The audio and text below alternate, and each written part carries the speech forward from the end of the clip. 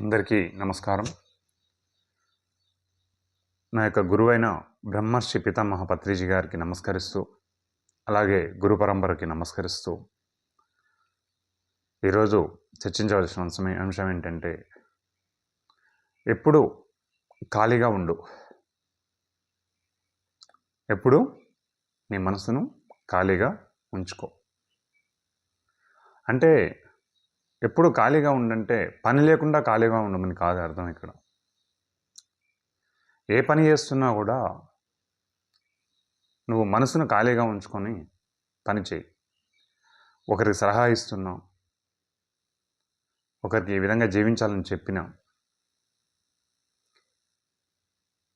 అంటే ఏది చెప్పినా ఏది చేసినా మనము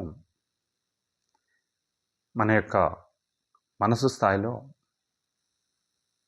ఎంటీ మైండ్గా ఉండాలి, జీరో మైండ్గా ఉండాలి. ఆ జీరో మైండ్లో నువ్వు లేవనుకో, నీకేమవుతుంది? ఏదో ఒకటి ఎప్పుడు నీకు అనారోగ్యంగాను, ఆర్థికంగాను, సంఘపరంగాను, సామాజిక పరంగాను, ఇంకా ఏ విధంగా చెప్పుకుంటూ పోతే ఎన్నైనా ఉండొచ్చు. ఎక్కడైనా ఏదైనా ఎదురు కావచ్చు. ప్రతి దగ్గర కూడా నీ లోపలే ఉంది. ఎందుకంటే ఇది నేను ఏది మాట్లాడినా కూడా, ఏది చెప్పినా కూడా శాస్త్రానుభవం కాదు, జీవిత అనుభవాల నుంచి చెప్తున్నాను. నేను నా జీవితంలో నేర్చుకున్న పాఠాల నుంచే ప్రతిదీ నేను చెప్తాను. ఒక మాట బయటకు వచ్చిందంటే నా జీవిత అనుభవం నుంచే చెప్తాను. నేను మాట్లాడే ప్రతి మాటకి అర్థం ఉంటుంది తప్పకుండా. అది తెలుసుకొని గమనిస్తే దాంట్లో చాలా అర్థం దొరుకుతుంది.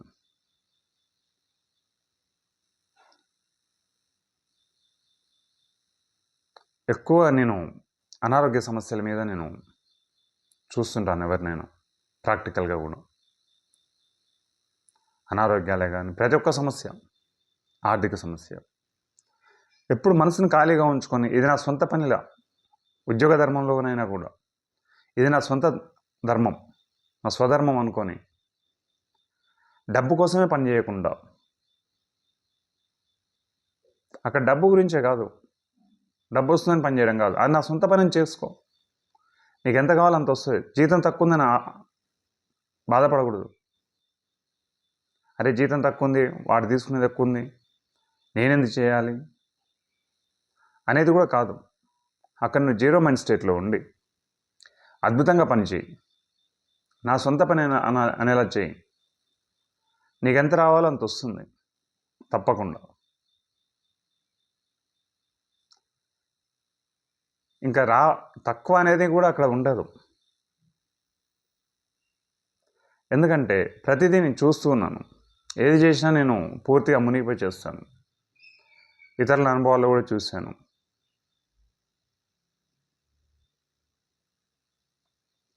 అదేవిధంగా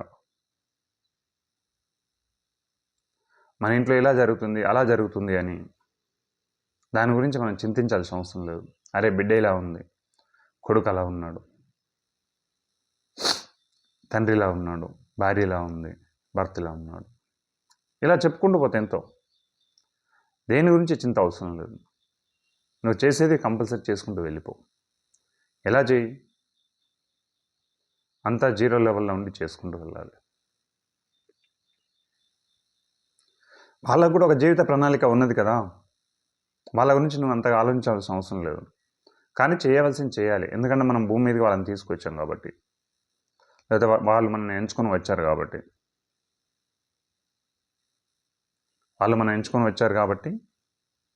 వాళ్ళకి మన స్వధర్మం ఏంటి? కన్నాం కాబట్టి వాళ్ళని పెంచాలి, మంచి చదువులు అందించాలి, జ్ఞానవంతులుగా తయారు చేయాలి. వాళ్ళకి ఇవ్వాల్సింది మనము చదువుతో పాటు సంస్కారాన్ని కూడా ఇవ్వాలి. సంస్కారాన్ని అందిస్తేనే వాళ్ళు విద్యాబుద్ధులతో పాటు సంస్కారవంతులుగా తయారవుతారు. సమాజానికి కూడా సరైన జ్ఞానాన్ని ఇస్తూ వాళ్ళు కూడా ఎంతో అద్భుతంగా జీవిస్తారు. వాళ్ళు జీవించడమే కాకుండా సమాజాన్ని కూడా ఎంతో అద్భుతంగా ముందరకు తీసుకెళ్ళడానికి వాళ్ళ వంతు వాళ్ళు సహాయం చేస్తారు. ఎప్పుడు వాళ్ళ సరైన సంస్కారం, చదువులతో పాటు సరైన సంస్కారాన్ని మనం అందించినప్పుడు. వాళ్ళని మనమే తీసుకొని వచ్చాము, లేదా మనం ఎంచుకొని వాళ్ళు వచ్చారు. కాబట్టి వాళ్ళ పంతన వాళ్ళని వదిలిపెట్టేయండి. వాళ్ళు మనల్ని ఇబ్బంది పెడుతున్నారు అంటే మన దగ్గర మనం మార్చుకోవడానికి ఉన్నది, మన లోపలే ఉంది మార్చుకోవడానికి, బయట ఎక్కడో లేదు. ఏమిటి ఉన్నది? నిన్ను నువ్వు చూసుకో. ఎక్కడ ప్రేమించట్లేవో, నువ్వు అనారోగ్యంగా ఇబ్బంది పడుతున్నావు అంటే నువ్వు ప్రేమించట్లేవు. అక్కడ నీ లోపల ప్రేమ భావన తగ్గింది. మన లోపలి భావనలే మన పైకి శరీరం మీదకి వచ్చే అనారోగ్యాలు కూడా. మనం ఏ విధంగా అనారోగ్యంగా, ఒక అనారోగ్యం వచ్చింది అంటే మన లోపల ఎక్కడో ప్రేమభావం తగ్గిందని అర్థం. మనం వెళ్తాము హాస్పిటల్కి, కానీ అక్కడ వాళ్ళు మూలాలు తీయరు. ఏదైనా పైన ఉన్న చెట్టు కొమ్మలకు మాత్రమే మందు వేస్తారు. ఆ చెట్టు కొమ్మల వరకే కట్ అవుతాయి. ఆ మూలాల్లో నుంచి తీసుకోవాలి. ఏది చేసినా నేను చేసే ప్రతిదానికి కూడా మూలాలు వెతుకుతాను. నేను ఆ మూలాలు వెతికి మూలాల నుంచి తీసేసుకోవాలి. దీనికి ధ్యానం, స్వాధ్యాయం, సజ్జన సాంగత్యం ఇవన్నీ కూడా తప్పనిసరి. శాకాహారం. మనం ఎదగాలి అంటే ఇవన్నీ తప్పకుండా ఉండాలి. ఇవన్నీ కూడా తీసుకోవాలి. ధ్యానం అనేది నిన్ను నువ్వు మార్చుకోవడానికి, నీ స్థాయిలో నువ్వు పెరగడానికి, జ్ఞాన స్థాయిలో పెరగడానికి. ధ్యానం ద్వారానే జ్ఞానం అంటారు పత్రిజీ గారు. జ్ఞానం ద్వారానే ముక్తి అంటారు. స్వాధ్యాయం ద్వారా నిన్ను నువ్వు అధ్యయనం చేసుకోవచ్చు. అపుస్తక పఠనం ద్వారా లేదా స్వ అధ్యాయం ద్వారా. మహాగురువులు, మహాత్ములు రాసిన పుస్తకాలు చదివితే దాంట్లోని జ్ఞానం అర్థమవుతుంది. ఆత్మజ్ఞానులు రాసిన పుస్తకాలు చదవాలి. అన్ని పుస్తకాలు చదివితే సరైన జ్ఞానం అందదు. ఆత్మజ్ఞానులు ఉన్నారు, వాళ్ళు రాసిన పుస్తకాలు. బ్రహ్మశ్రీ పితామహ పత్రిజీ, ఒక జీకే సార్, ఇలా చెప్పుకుంటూ పోతే ఎంతోమంది ఉన్నారు. లూసం రాంపాం, ఓషో. ఈ విధంగా ఎప్పుడైతే సరైన జ్ఞానం ఈ విధంగా వస్తుందో మనం సరిగ్గా ఉంటాం. జీవితంలో ఎక్కడ ఇబ్బందులు ఉండవు, ఆరోగ్య సమస్యలు ఉండవు. మనకు అనారోగ్య సమస్య రాకుండా జీవితకాలం కూడా జీవించవచ్చు మనం వెళ్ళిపోయే వరకు కూడా. అది ఎలా ఉంటే నిన్ను నువ్వు ఎప్పుడు ఖాళీగా ఉంచుకో, ఎప్పుడు ఎంటీగా ఉండు. ఎంటీగా ఉండి ఎంటీ నుంచి పనిచేయి. జీరో మైండ్ స్టేట్ నుంచి పనిచేయాలి. అనుభవిస్తున్నా కాబట్టి చెప్తున్నాను.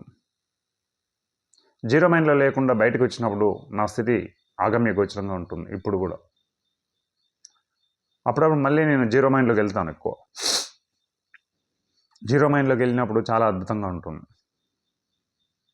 గురువులు అందించిన జ్ఞానం ఇది.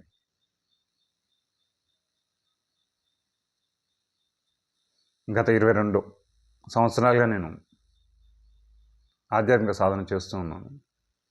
అంటే ఆధ్యాత్మిక సాధన అంటే వేరే ఏమీ లేదు, అంతర్ముఖ సాధన. భౌతిక ప్రపంచం నుంచి కూడా నేర్చుకుంటూ ఉండాలి. అదే అంతర్ముఖ సాధనే భౌతిక ప్రపంచంలో దొరుకుతుంది. ఆధ్యాత్మిక సాధన అనేది భౌతిక ప్రపంచంలో కూడా దొరుకుతుంది. అది వేరు, ఇది వేరే ఏం కాదు. మనం ఎంత ఆనందంగా ఉండాలంటే నీ లోపల చూసుకుంటూ దొరుకుతుంది. ఎప్పటికప్పుడు నేను నువ్వు వెతుక్కో, బయట ఎక్కడా లేదు.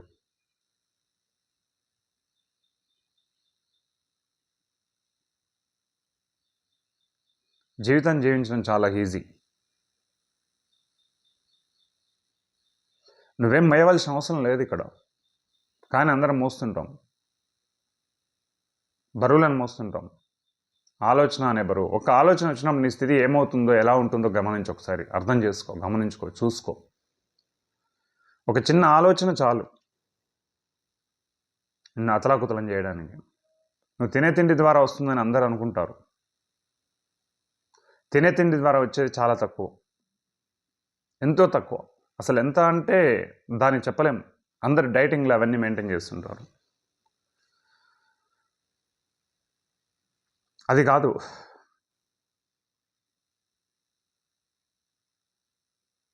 మానసికపరమైన ఆందోళనలు.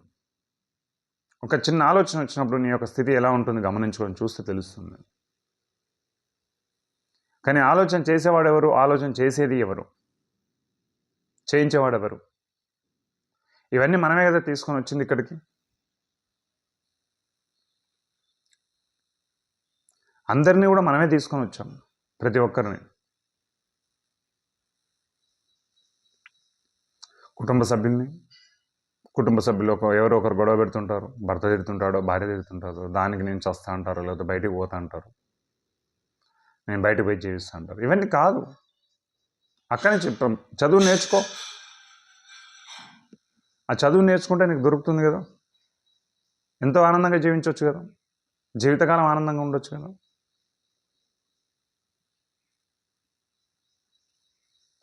అందరు అనుకుంటారు నాకు అలా ఉంది, నాకు ఇలా ఉంది, కష్టాలు ఉన్నాయని. కష్టాలు మనమే తెచ్చుకున్నాం వచ్చేటప్పుడు. సమాజాన్ని మనమే తీసుకొచ్చుకున్నాం. భూమి ఒక అద్భుతమైన పాఠశాల. కొంతమంది మధ్యలో వెళ్ళిపోతుంటారు, కొంతమంది కొన్ని ఏళ్ళకి వెళ్ళిపోతారు, కొంతమంది 50 ఏళ్ళ వరకు ఉంటారు, కొంతమంది 100 ఏళ్ళ వరకు ఉంటారు. ఎందుకుంటారు? అతను నేర్చుకోవాల్సిన పాఠాలు కంప్లీట్ కాలేదు, అప్పటివరకు తెచ్చుకున్నాడు. ఆయన పాఠాలు ఎప్పుడైతే కంప్లీట్ అవుతాయో, లేకపోతే రాంగ్ రూట్లో పోయినప్పుడు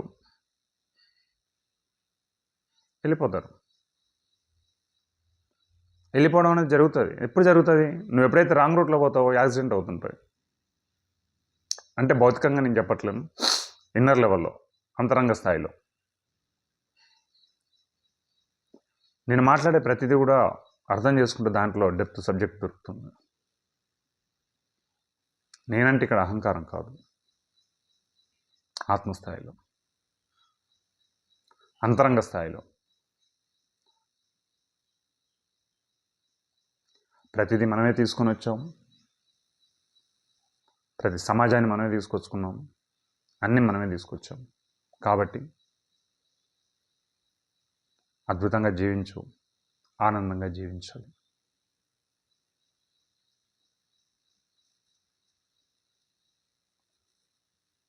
ధన్యవాదాలు.